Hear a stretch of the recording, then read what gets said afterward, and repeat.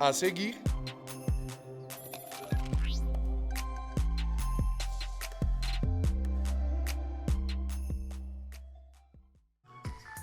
olá pessoal, sexta-feira, dia 30 de junho e eu te conto hoje que o Brasil recebeu em 2023 mais de 2,5 milhões de turistas estrangeiros nos 4 primeiros meses do ano.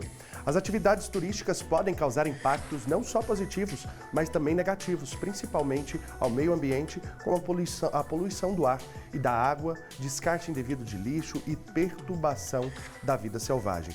Mas será que é possível manter o equilíbrio entre uma atividade econômica tão rentável e o meio ambiente? Pois é, vem entender disso, sobre todas essas questões no Mundo UFG, hoje, que já está no ar. Então vem com a gente.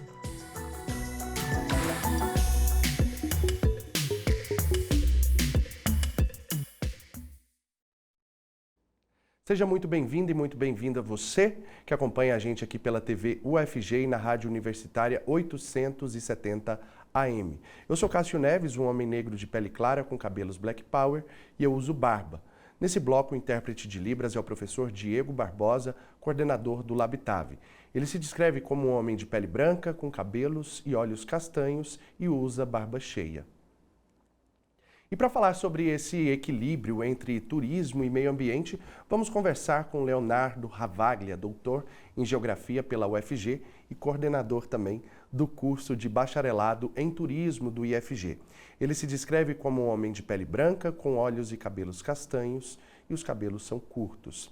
Nossa outra convidada é a Joaninha Sanches, professora da Faculdade de Ciências e Tecnologia da UFG. Ela se descreve como uma mulher branca com cabelos curtos, grisalhos e olhos castanhos. Muito bem, para a gente começar então falando sobre turismo, é bom que a gente fale o que de fato é o turismo, professor. Uma boa tarde para o senhor. Boa tarde. Uma questão que a gente precisa colocar o turismo é que o turismo ele não é apenas uma atividade econômica, tá? Ele é um fenômeno que ele é muito maior do que apenas uma atividade econômica de deslocamento de pessoas. A gente está falando não apenas, né, de fatores como geração de emprego e renda, mas a gente está falando também de uma miríade de impactos que podem acontecer numa localidade, não só podem acontecer, como acontecem, que muitas vezes são negligenciadas pelos gestores públicos.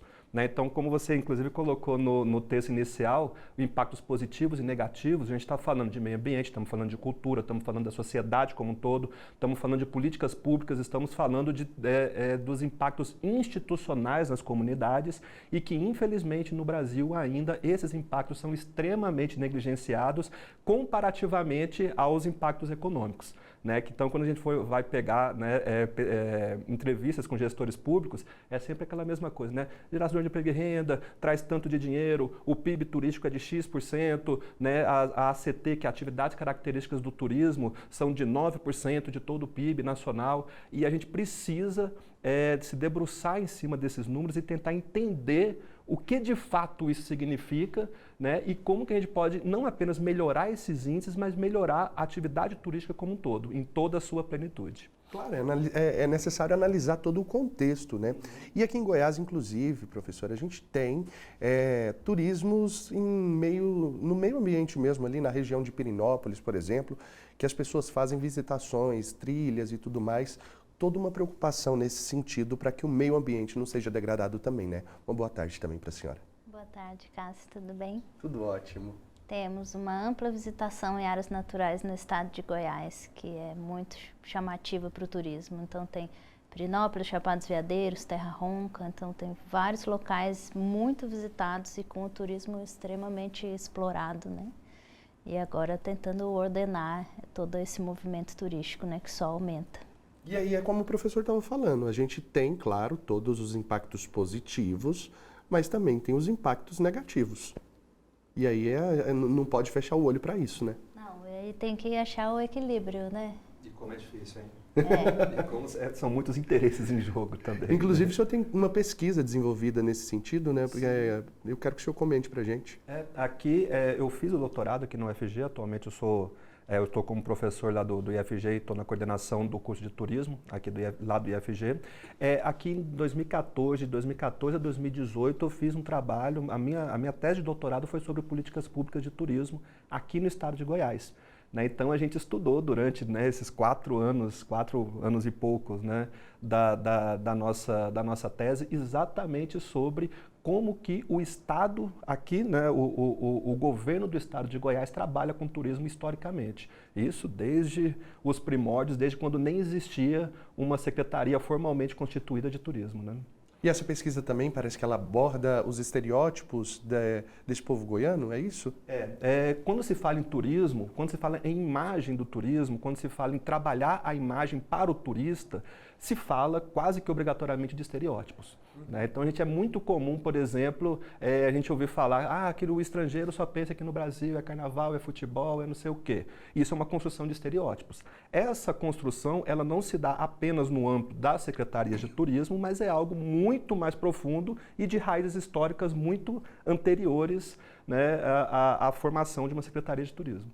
Joaninha, e nós temos assim, uma visitação muito grande de pessoas estrangeiras aqui no nosso estado? Temos, principalmente na Chapada dos Veadeiros. É um atrativo muito grande. É um atrativo muito grande e só cresce e cada vez mais se descobrem cachoeiras novas, né? Porque lá é um turismo de cachoeira, de trilhas e cachoeiras, de aventura. E a gente só tem visto crescer. E tem um patrimônio geológico na Chapada também muito excepcional, né? Muito grande, muito bonito. E isso que atrai os turistas de fora, porque é um lugar que tem turismo, tem trilha e não é frio, né? Então, o ano inteiro você consegue receber turista nessas regiões, né? E aquela coisa, né? Um que fala para o outro e tem todos os programas de divulgação desses atrativos, as pessoas vêm mesmo. Mas como que é trabalhada a educação desse turista? Existem programas voltados para esse tipo de educação? Porque é como a gente está falando, se não houver a informação, a degradação acaba acontecendo. Com certeza, né? Esse é um dos pontos. A educação para o turismo ela é importante e ela é um dos pontos importantes para se trabalhar a educação, não apenas por parte do turista, mas inclusive, né, em todos os seus âmbitos na própria comunidade, né? No caso da Chapada dos Veadeiros, até que foi colocado, são algumas dezenas de nacionalidades, de pessoas, de dezenas de nacionalidades que vivem ali na Chapada e que existem diversos conflitos, né, entre, né, as pessoas que já estão há mais tempo, a que estão há menos tempo, o pessoal que trabalha com turismo, o pessoal que já tem uma pegada mais no meio ambiente, o pessoal do agro, que também tem ali na região, né, que seja em Alto Paraíso, que seja nos municípios antes, entre Alto Paraíso e o Distrito Federal, né? Mas a educação para o turismo, ela é importante e é interessante a gente colocar aqui uma conceituação, tá? A diferença entre educação para o turismo e turismo pedagógico. Quando se fala em turismo pedagógico, o senso comum até ele coloca com uma certa razão que é aquela coisa da gente juntar, né, alunos, professores, estudantes, pesquisadores para ir numa localidade, alguma atividade geralmente lúdica e fazer uma atividade em outra localidade, né? Então eu estou deslocando do ponto A para o ponto B, fora do meu círculo de convivência e estou aprendendo com aquela atividade. Um exemplo de local que trabalha muito turismo pedagógico aqui em Goiânia é o Memorial do Cerrado, lá da PUC, né, mais para a saída sul, próximo da divisa com a Aparecida de Goiânia. Eles trabalham bastante com o turismo pedagógico. No caso da educação para o turismo, é uma educação não apenas para a gente entender entender a diferença do outro, ou seja, você aprender com o outro e também ensinar para o outro, mas também entender o que é o seu patrimônio e valorizar a sua própria cultura também. A educação não precisa ser exatamente para o turismo e para o turista, é uma educação para a cidadania como um todo e que o turismo, obviamente, é beneficiado com isso. Na formação acadêmica, todo esse trabalho de conhecimento nessa área também é feito, Joaninha? Dentro da geologia, não. Não? Não. A gente tem algumas áreas dentro da geologia que ainda estão em formação, que então é o geoturismo. E a minha área de trabalho é justamente a capacitação. Então, a capacitação de guias e em turismo, né? Mas em turismo geológico. Então, eu acho que para a gente ajudar no desenvolvimento sustentável de uma região, é isso, o empoderamento de quem mora naquele lugar, saber de onde aquilo veio e por que ele está usando aquele turismo para si, para desenvolver a comunidade. E aí as capacitações. Então, a gente tem trabalhado com isso aqui na UFG, né? Mas dentro da geologia é uma área ainda pequena, bem pequena.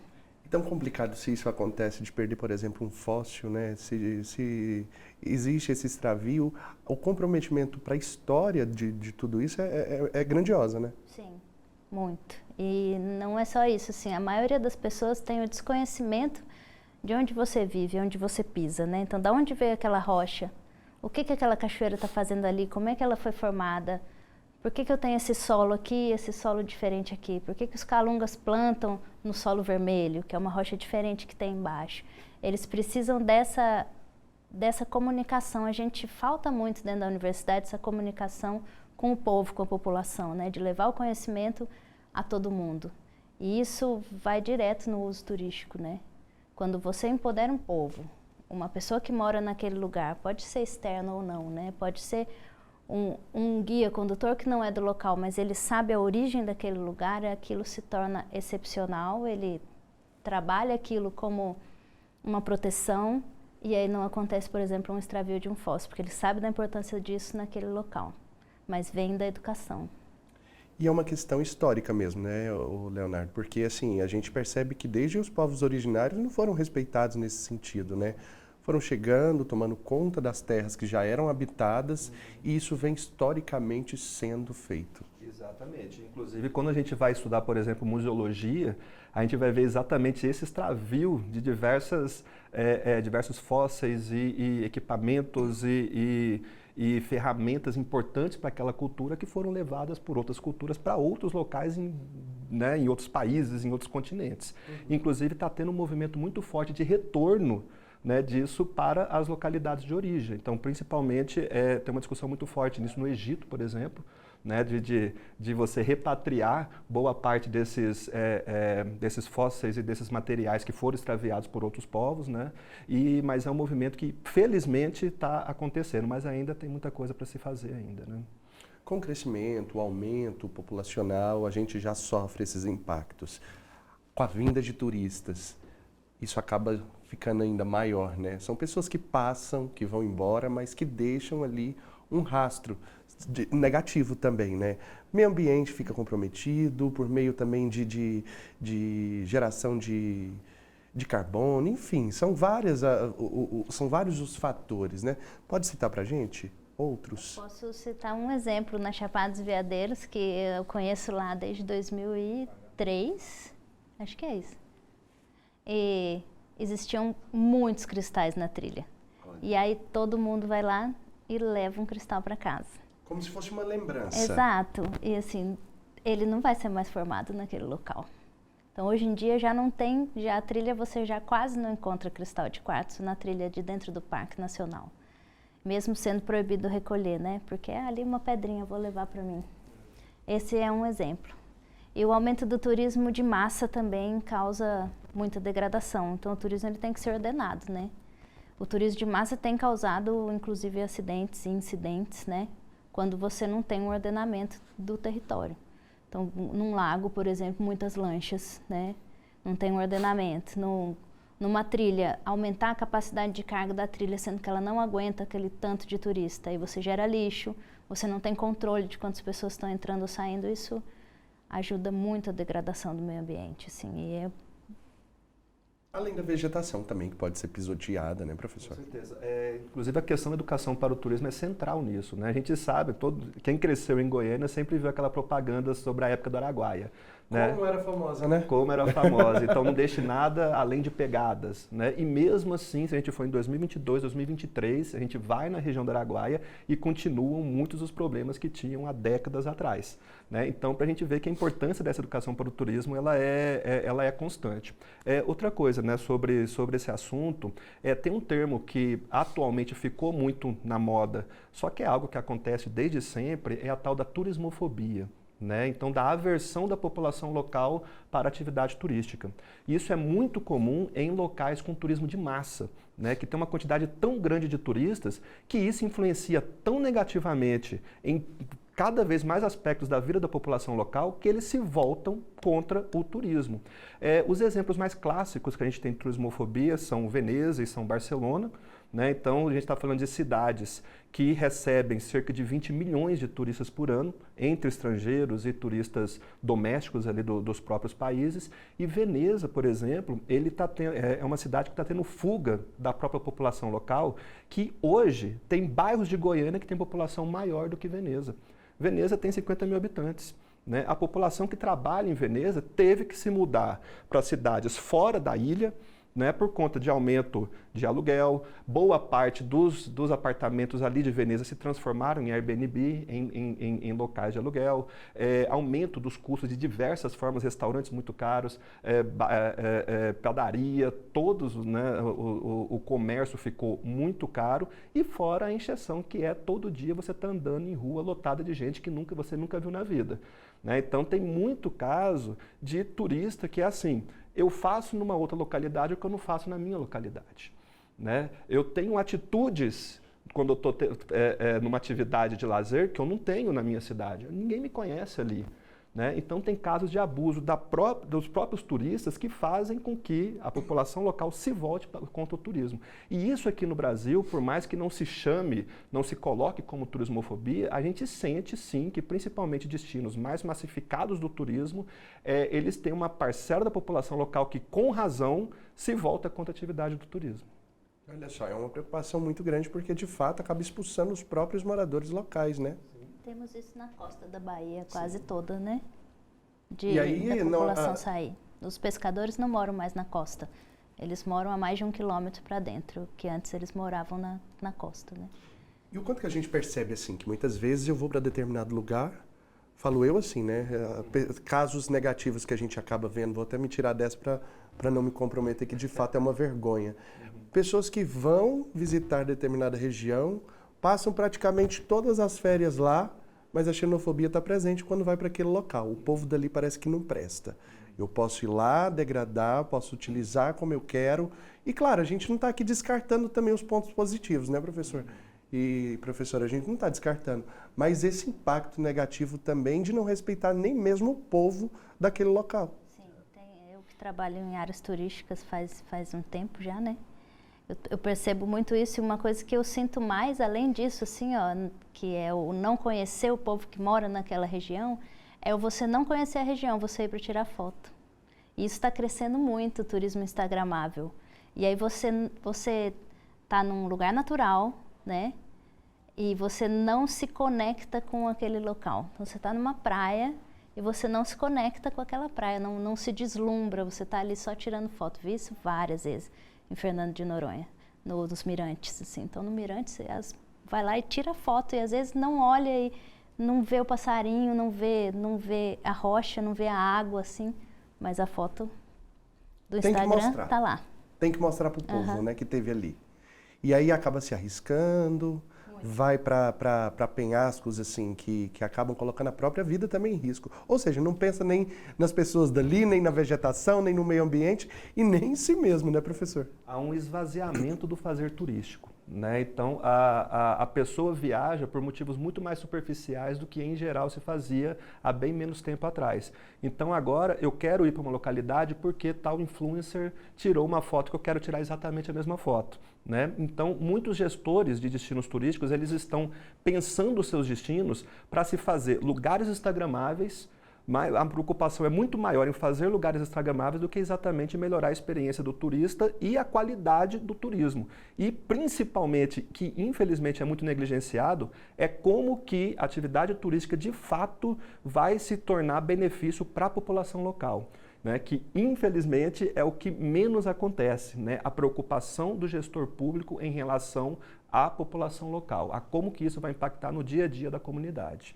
O que é muito comum em destinos de turismo de massa é que em determinados pontos de uma cidade não frequenta a população local, frequenta o turista. E nesses pontos é onde está o grosso do investimento público. Né? E quando a gente sai daquele centro turístico, a gente vê exatamente os mesmos problemas do que em qualquer cidade não turística que a população local está vivendo. Ué, mas então por que eu estou trabalhando com turismo? se não é para beneficiar a população que está aqui no dia a dia, se é para piorar a qualidade de vida dessa população. Então, são discussões que elas precisam ser feitas e que, infelizmente, quando a gente trata o turismo apenas sobre o aspecto mercadológico, ou seja, é gerador de emprego e renda, é isso que importa e tudo mais, a gente esvazia todas essas discussões que são, na verdade, mais importantes, inclusive, do que essa primeira, que é a hegemônica que a gente tem. Muito bem, ainda. É levar justamente para a população local a renda, né? E não trazer uma renda externa àquele local. Devolver a educação, saúde. Toda uma preocupação que engloba várias outras coisas, né? Muito bem, a gente tem muito ainda para conversar sobre esse assunto, mas agora, pessoal, quero convidar vocês, inclusive, para um rápido intervalo. Daqui a pouquinho a gente volta, então não saia daí.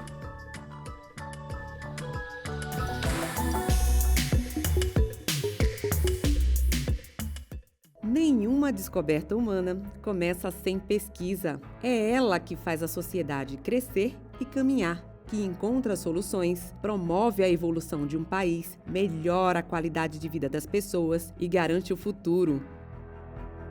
Desde 1981, a Fundação de Apoio à Pesquisa, a FUNAP, trabalha com a gestão de projetos de pesquisa, ensino e extensão, bem como desenvolvimento institucional e inovação tecnológica. Ela atua como um verdadeiro escritório de negócios em apoio à Universidade Federal de Goiás e outras instituições científicas e tecnológicas nacionais, conectando o conhecimento acadêmico à experiência profissional para a promoção do desenvolvimento científico e tecnológico brasileiro. A FUNAP toma decisões baseadas nos princípios fundamentais: transparência, equidade, prestação de contas e responsabilidade corporativa.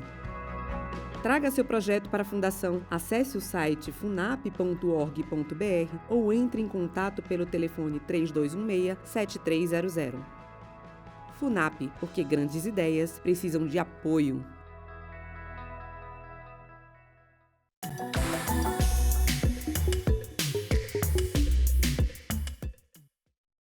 Muito bem, pessoal, já estamos de volta com o Mundo UFG, hoje falando sobre os impactos do turismo no meio ambiente. Continuamos a conversar aqui com Leonardo Ravaglia, ele que é doutor em Geografia pela UFG e coordenador do curso de bacharelado em Turismo do IFG. Também com a Joaninha Sanches, que é professora da Faculdade de Ciências e Tecnologia da UFG. Muito bem. Então a gente precisa voltar a falar sobre essa questão e aí a gente falava sobre os pontos e impactos negativos, a senhora comentava inclusive sobre a retirada de determinados minerais, né, ali do espaço onde essas pessoas vão passando. Não existe uma fiscalização que de fato seja assim, eficiente para evitar esse tipo de coisa? Existe. A gente já recebeu, inclusive, eu devolvi para o Parque Nacional agora, a gente recebeu as apreensões de mais de 2 baldes de cristal de quartzo, né, que foram apreendidos com os turistas que estavam levando embora, mas eu acho que falta muito a educação deles aprenderem a não pegar, né, assim. A plantinha, todo mundo fala da biodiversidade, né, tal, não pega uma flor, então ninguém mexe na flor e ninguém fala da geodiversidade, né, do quartzo. A flor, ela vai nascer ano que vem, né, claro que não é para mexer, mas ela nasce, o quartzo não nasce de novo, né, naquele local não vai nascer. Eu acho que falta mesmo a educação, não só a fiscalização, né? Da gente conhecer o local e saber disso, né? Não posso recolher um fóssil, não posso recolher um mineral, porque ele tem que ficar no lugar dele, né? Deixa para quem recolher for levar para um museu, né? Para um estudo. É que depois de retirado não tem como mais, né? Já foi degradado. Sim, não retorna mais. Vai ter que retornar para uma exposição ex situ, né? Fora do seu lugar de origem. Que não é a mesma coisa, né? Com certeza não. Existe uma educação para o ecoturismo? Como que deveria ser feito? A gente pode voltar a falar sobre isso, até para o público que está chegando agora também compreender isso. Não existe algum programa oficial, né, de educação nas escolas relacionada a turismo, né, e principalmente em ecoturismo. A palavra ecoturismo ela é muito mais utilizada, inclusive pelo mercado, como simplesmente uma atividade turística que acontece em uma área natural. E a ideia do ecoturismo não é essa.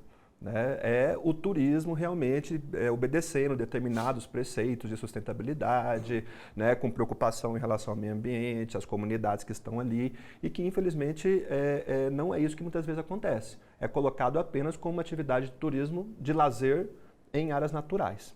Tá? Por mais que se coloque nessa palavra sustentabilidade, que ela é tão criticada e que precisa ser criticada também, né? Até por o seu caráter um tanto quanto utópico, né? de você simplesmente falar que você vai, as necessidades da geração atual serão atendidas sem comprometer as necessidades das gerações futuras, e isso, se eu for colocar numa determinada perspectiva, eu preciso fazer diversas discussões. Por exemplo, o que vem a ser necessidade? Necessidade minha não é a mesma necessidade sua. Né? A necessidade de um turista estrangeiro de determinados países é diferente da necessidade de outros turistas, que é diferente da própria comunidade local. Né? Então, quando eu coloco que todas as necessidades serão atendidas sem comprometer necessidades futuras, isso, assim, de uma forma um pouquinho mais aprofundada, não existe, não tem como. Tá? Então, o turismo ele causa impacto, ponto. Agora a gente tem que ver até que ponto a gente aceita determinado impacto e até que ponto que merece, né, desenvolver atividade turística sabendo disso. O turismo não é intrinsecamente bom.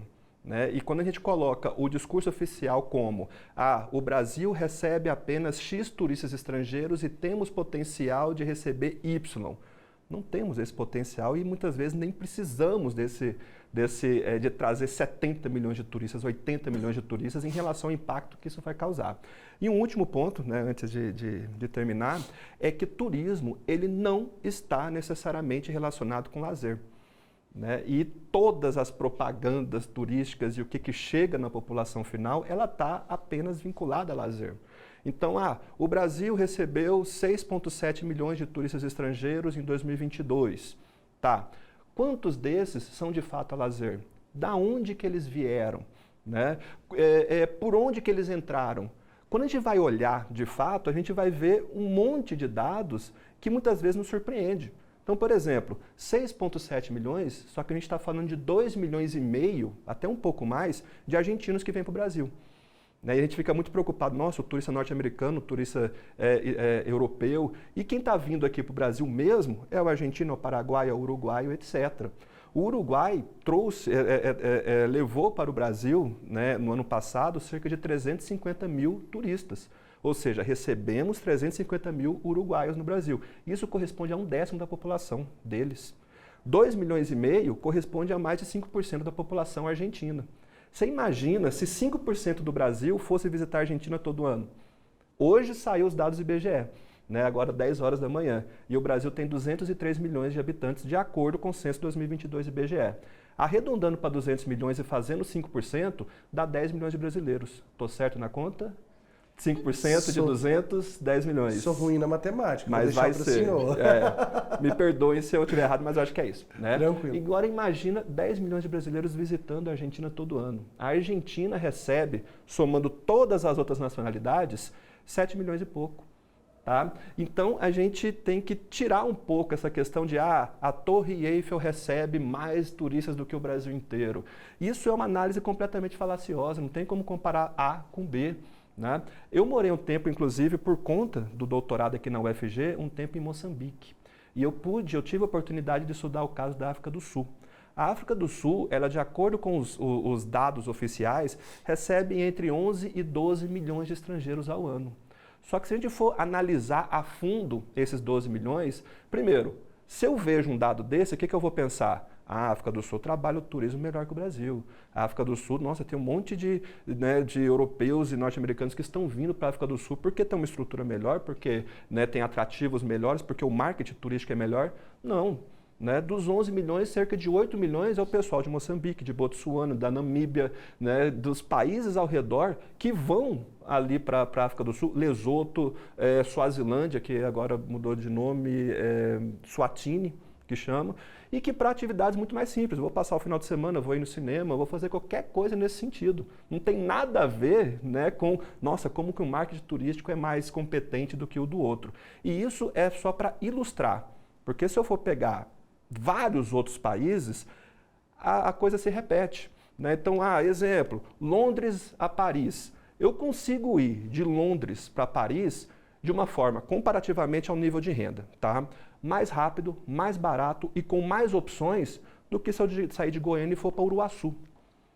E isso conta como turista internacional. E a pessoa sai de Londres, vai para Paris, vai fazer qualquer coisa em Paris, vai numa reunião de negócios, vai visitar amigo e parente, vai comer num restaurante que ele quer e volta. E isso contabiliza nas estatísticas. Então é óbvio, né, que é mais fácil, né, Paris e a França como um todo receber 70 milhões de pessoas do que o Brasil, que muitas vezes dá as costas para os principais vizinhos aqui. Né? Então tem tantos fatores que a gente precisa analisar para simplesmente colocar, nossa, o Brasil recebe pouco, recebe menos do que a Torre Eiffel, que, né, é algo que a gente precisa pensar melhor quando vai fazer esse tipo de análise. São tantas problemáticas que, assim, eu confesso que nem eu nunca tinha parado para percebê-las, né, e tudo mais. Estou falando com propriedade, inclusive, de pesquisa. A gente, inclusive, percebe que são muitas preocupações realmente que a gente precisa ter, né, Joaninha? E aí, pensar também que o turismo ele vai acabar por conta dessas questões que são problemáticas, verdadeiras para todo um povo, para todo o meio ambiente, é ignorância, porque não vai acabar mesmo. Mas, na sua visão, existe uma possibilidade harmônica de manter aquilo que é positivo em paralelo, fazendo essa educação para acabar com aquilo que é negativo? Eu acho que sim, e a gente não pode acabar com o turismo, né? Acho que a gente tem o direito de conhecer os lugares bonitos, mesmo que sejam em cidades ou naturais, né? A gente tem que tentar achar um equilíbrio entre o superuso e a conservação, entre manter aquele lugar, quantas pessoas vão entrar, como eu posso ir, se é perto, se é longe, se eu quero ir mesmo, se eu quero de férias ir para a praia ou se eu quero de férias fazer uma trilha de 20 dias. Eu acho que a gente tem esse direito, né, de escolha, de querer conhecer os locais. Isso é do ser humano, né, desde que ele começou a se locomover pelo mundo, era para conhecer lugares novos, né. E o turismo tem o seu lado muito bom, né. E eu acho que a gente só tem que achar esse equilíbrio entre não o superuso e também a proibição, né? Tem que achar o equilíbrio. Vamos usar de uma maneira consciente, sustentável, né? Não pela sustentabilidade, né? Mas sustentável mesmo, que você não degrade o lugar e que você mantenha aquilo para os seus filhos, para os seus netos, para quem quiser conhecer, né? Como tudo na vida precisa ter esse equilíbrio, né, Leonardo? E o manejo é muito importante nesse caso, né? Então, por exemplo, uma cachoeira. Eu recebo, sei lá, 100 pessoas numa cachoeira por dia.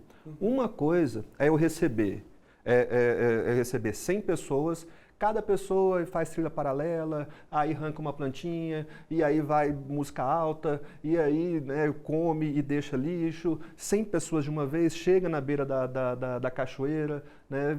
Então, esse é um caso. Outro caso, existe uma trilha elevada, 10 grupos de 10 pessoas, essas 10 pessoas têm consciência que elas não podem fazer muito barulho, que elas não vão jogar lixo no chão, né, que elas não vão sair daquela trilha, porque é uma trilha elevada. Então é óbvio, o impacto causado pelas mesmas 100 pessoas vai ser menor no segundo caso do que no primeiro.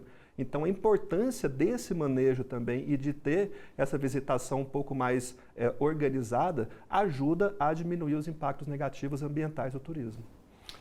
Professora Joaninha, foi a senhora que fez um curso, desenvolveu um curso em Fernando de Noronha, não foi isso?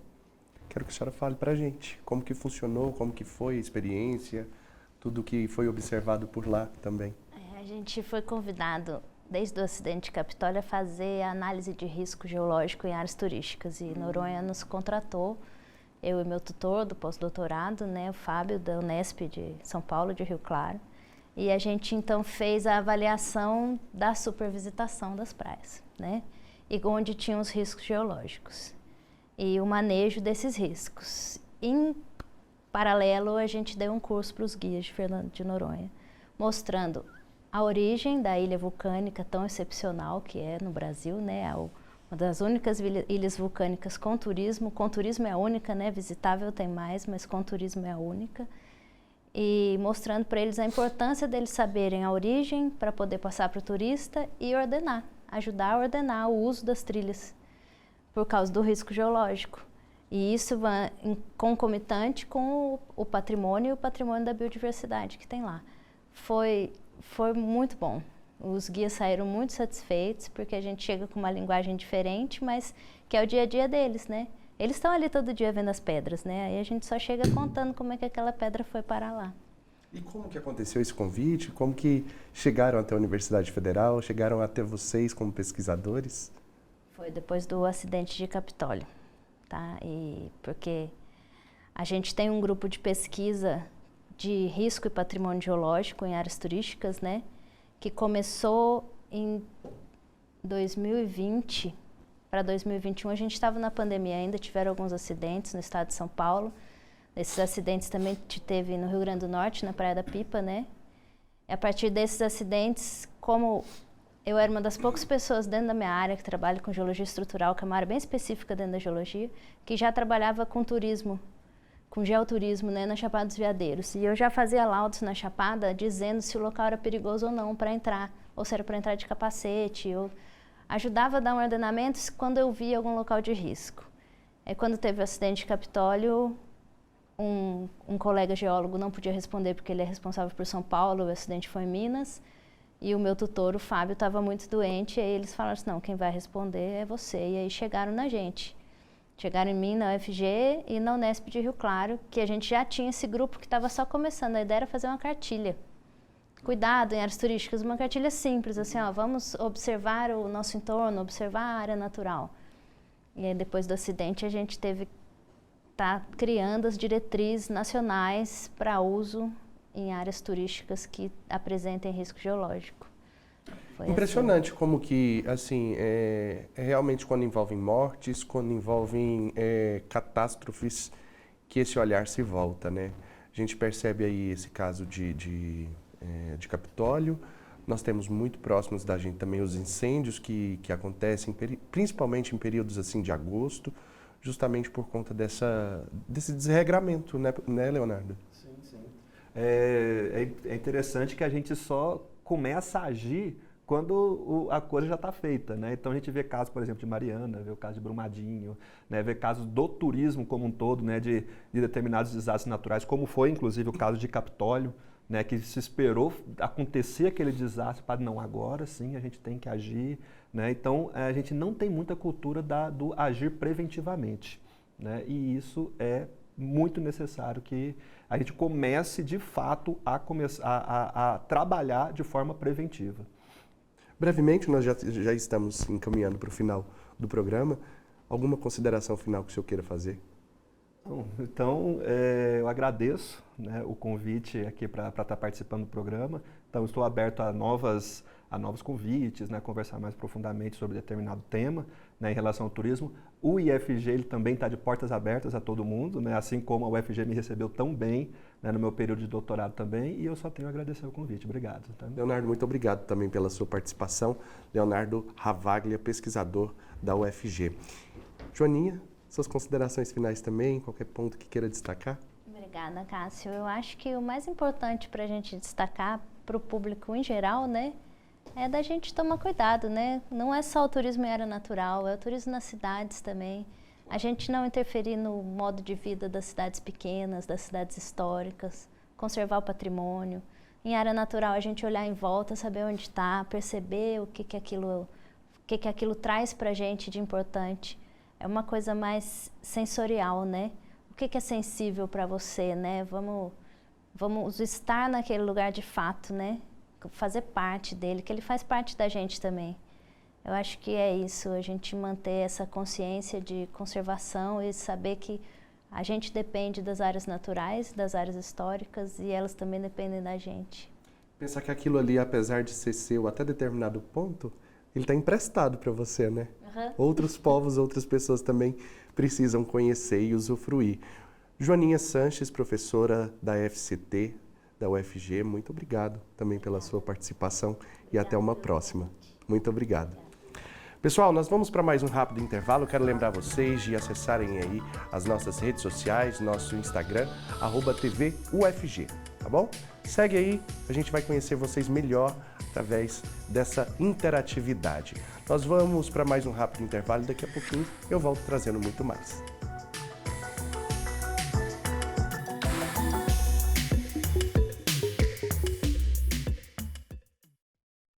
Uma história construída por mãos que cuidam e ensinam só poderia resultar em atenção e conhecimento para toda a população. A Fundação de Apoio ao Hospital das Clínicas, Fundac, desenvolve desde 1998 um trabalho de excelência que garantiu a manutenção e prestação de serviços no Hospital das Clínicas em momentos importantes da história do HC. Hoje, por meio do corpo de profissionais competentes, a Fundação gere unidades municipais de Goiânia e também estaduais, voltadas para os usuários do Sistema Único de Saúde, o SUS, todas elas consideradas de ponta pelos usuários. Além disso, a Fundac realiza a cogestão e também o incentivo e financiamento de pesquisas, atividades de extensão e ensino, junto aos professores, técnicos administrativos e alunos dos mais variados cursos da área da saúde da Universidade Federal de Goiás. O trabalho da Fundação é baseado em 4 pilares: transparência da gestão, total comprometimento com a qualidade dos serviços assistenciais, otimização de custos,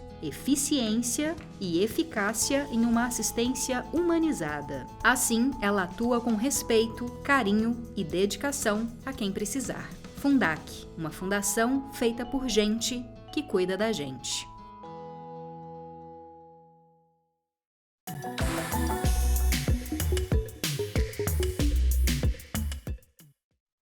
Muito bem, já voltamos e agora a gente fala para você sobre o canal oficial da UFG no YouTube, que bateu a marca dos 45 mil inscritos.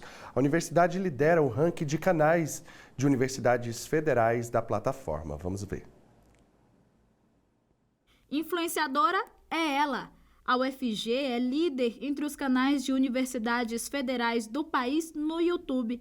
Atualmente, são 45 mil inscritos na plataforma e quase 2 milhões de visualizações. Nos últimos 3 anos, o crescimento foi de 750%. Por lá, o público tem acesso a quase 3 mil vídeos de forma gratuita. E os números só aumentam. A gente consegue, então, ser o canal oficial, diferente dos canais de TV, canais de rádio, que também a gente tem a TV aí como 8ª colocada, né, de seguidores no Brasil, das universidades públicas federais. Então a gente conseguiu atingir esse número de 45 mil seguidores por conta da virtuosidade da produção de cada estudante, de cada professor e de cada pesquisador. É um trabalho super coletivo que tem dado muito certo. E a gente pensa que, a partir de então, a gente pode ter mais produção para o nosso canal oficial, que é uma forma da gente chegar na comunidade também. O YouTube é a 2ª maior rede social digital do mundo, com mais de 2 bilhões de usuários. Em 2020, com a pandemia da Covid-19, as lives realizadas na plataforma ficaram bastante populares. E foi justamente nessa época que o canal da UFG, que existia desde 2018, cresceu ainda mais. Eventos como simpósios, palestras, congressos só podiam ser feitos de forma remota durante a pandemia. A plataforma foi um dos meios para que os eventos continuassem ocorrendo. Desde então, o canal cresceu cada vez mais. Com as transmissões ao vivo, a ideia sempre foi dar autonomia para que a comunidade universitária pudesse produzir e transmitir o conteúdo.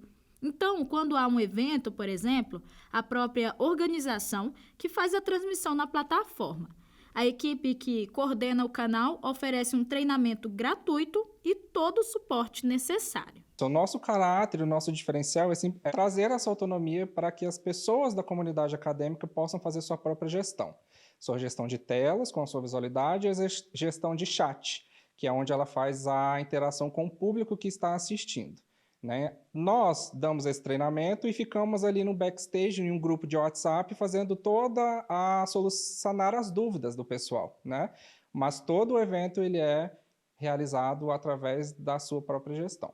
Esse número tão expressivo representa que, além do presencial, além de todas as nossas ações, as aulas, os workshops, os eventos presenciais, a gente também tem esse espaço garantido online, né, no mundo virtual. Ou seja, é a universidade conseguindo alcançar outros espaços, outros países, pessoas que estão longe e que não têm acesso, talvez, à universidade. Toda a nossa produção está disponível no YouTube. Então, qualquer pessoa de qualquer lugar do mundo, a qualquer hora, pode acessar essa produção. O YouTube é bastante usado para pesquisas do dia a dia. Quem nunca assistiu a um tutorial de como fazer ou de curiosidades, a plataforma pode ser também uma importante ferramenta de divulgação científica.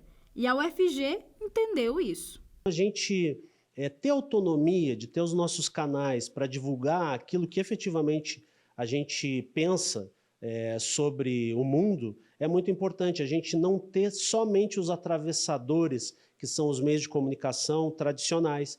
Então, a gente vive numa era onde as pessoas, inclusive os próprios professores, têm os seus canais, e a gente tira esse atravessador e chega direto no aluno, na comunidade. Então, o nosso canal também, ele nasceu, a Reitoria Digital e o YouTube Oficial, nasceu para combater a fake news, e a gente tem um canal direto com a comunidade através de uma ação extensionista.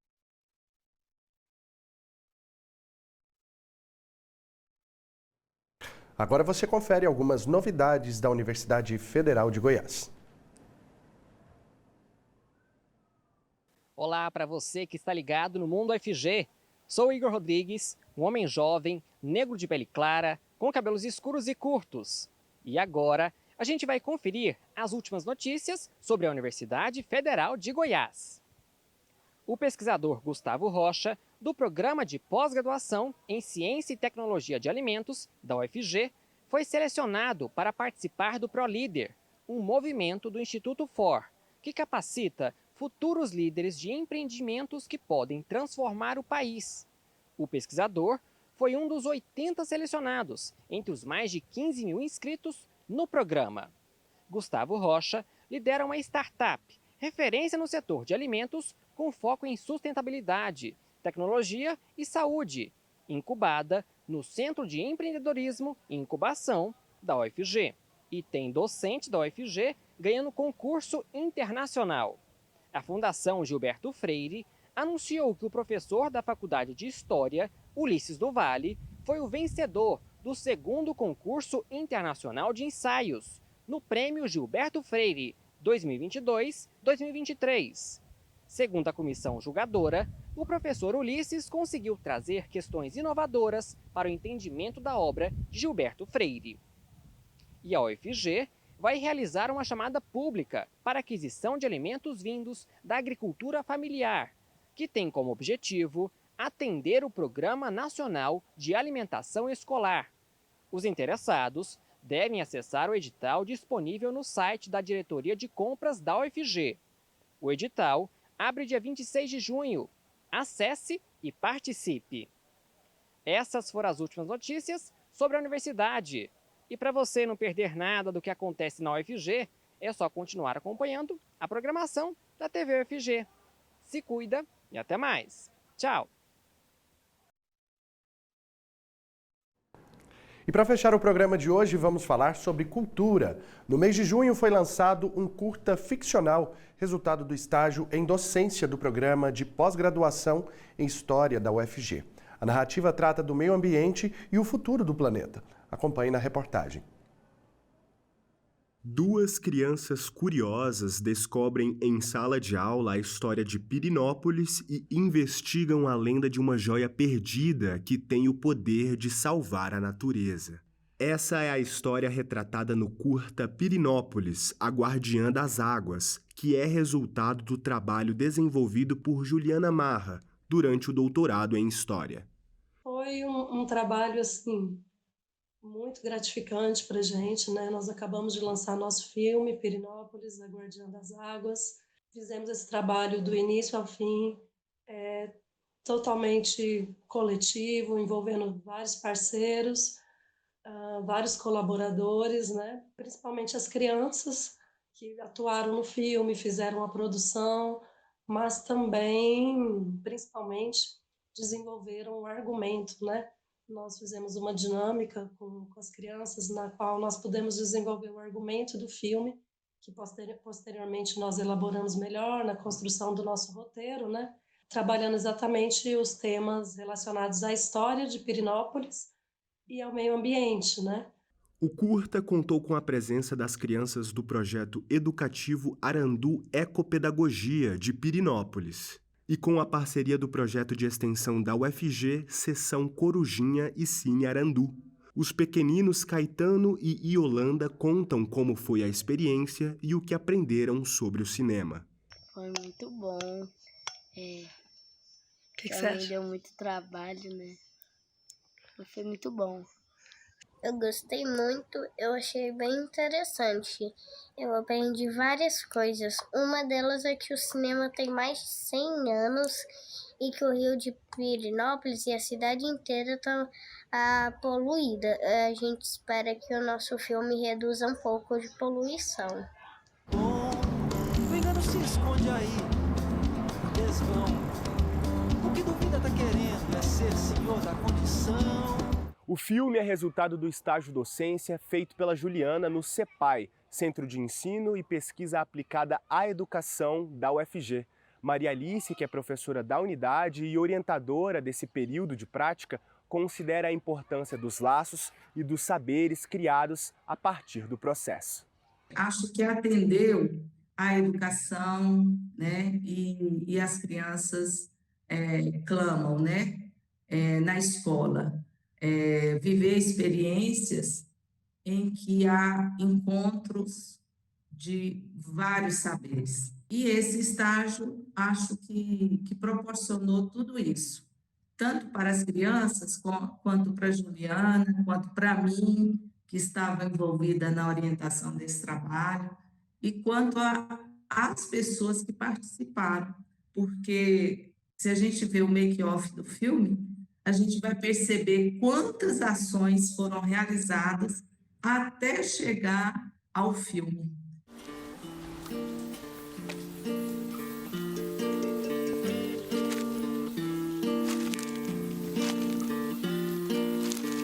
Este é um bando capial do cosmos. Fosse um conto, era um bicho fada. Fosse responso, diria que fomos alma penada em pé, nujando as asas.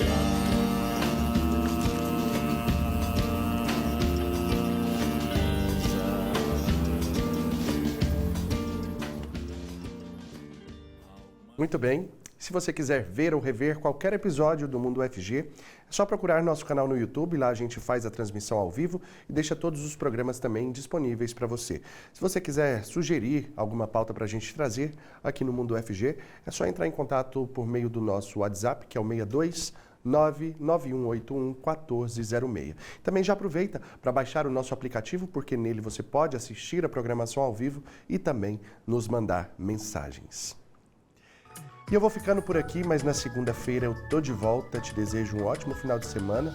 Na segunda-feira, então, a gente está de volta a 1h da tarde, esperando você, tá bom? Ótimo final de semana, então. Beijos e até mais. Tchau!